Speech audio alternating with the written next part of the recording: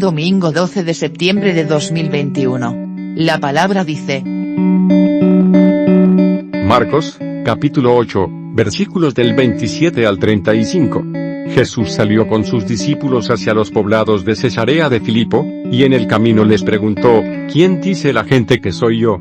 Ellos le respondieron, algunos dicen que eres Juan el Bautista, otros, Elías, y otros, alguno de los profetas.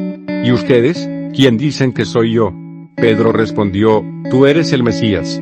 Jesús les ordenó terminantemente que no dijeran nada acerca de él. Y comenzó a enseñarles que el Hijo del Hombre debía sufrir mucho y ser rechazado por los ancianos, los sumos sacerdotes y los escribas, que debía ser condenado a muerte y resucitar después de 3 días, y les hablaba de esto con toda claridad.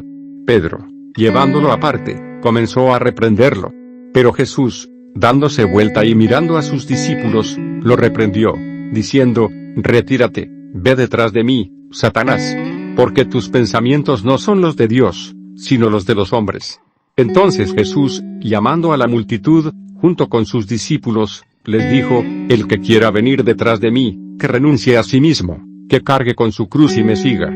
Porque el que quiera salvar su vida, la perderá, y el que pierda su vida por mí y por la buena noticia, la salvará. La palabra me dice. La escena que se nos presenta en el texto de hoy es central en el Evangelio de Marcos. De alguna manera, se quiere profundizar en la identidad de Jesús y de sus discípulos. Por una parte, Jesús mismo, como acostumbraba a hacerlo, los desafía y cuestiona. Él quiere saber qué se dice de él entre la gente y qué opinan ellos mismos al respecto. Jesús nunca quiso ser un hombre aislado, ni un ser muy especial. Lo primero que este texto nos enseña a los cristianos es que es bueno preguntar y preguntarse.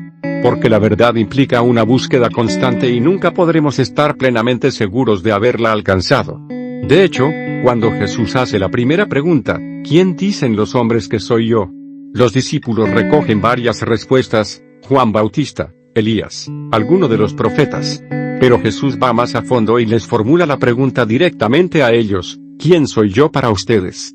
El impulsivo Pedro, tal vez en nombre de todos, responde, tú eres el Mesías. Aparentemente, Pedro ha respondido bien.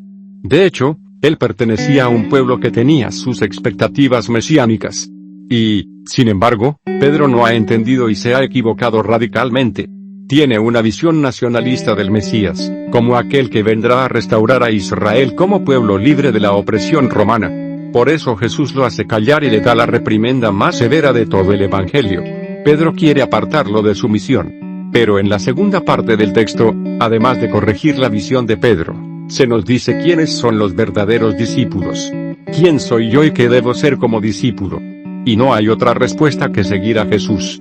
Y seguirlo hasta la cruz y hasta la muerte, porque no hay otro camino posible, el que quiera salvar su vida, la perderá.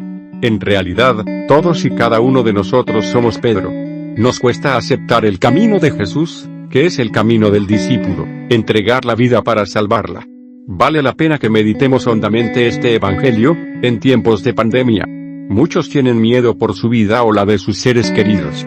Otros piensan en la salvación a través de las vacunas u otras medicinas.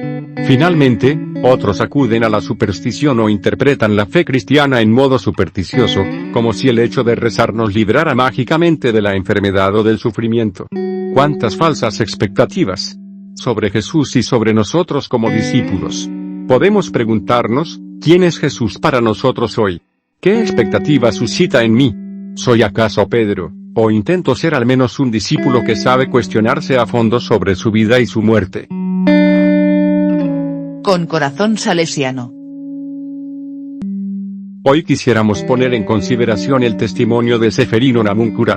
Él fue un joven que poco a poco entendió quién era Jesús y quién era él para Jesús. Le costó, sin duda, pero recibió, como don, la gracia de ir entrando progresivamente en el misterio.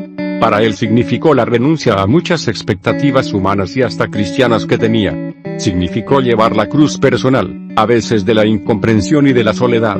Y significó también llevar la cruz social de su pueblo vencido, oprimido y maltratado.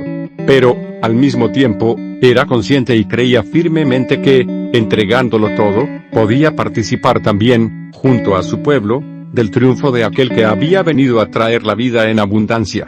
Por eso él, como Jesús, se transformaría en una buena noticia, porque su nombre quedaría escrito para siempre en el libro de la vida.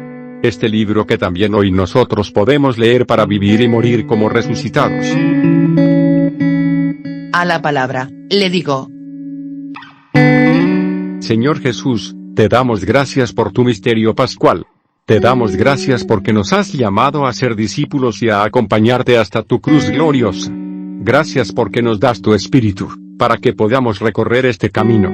Y para que, en cualquier circunstancia, alegre o penosa, estemos dispuestos a perder la vida para ganarla.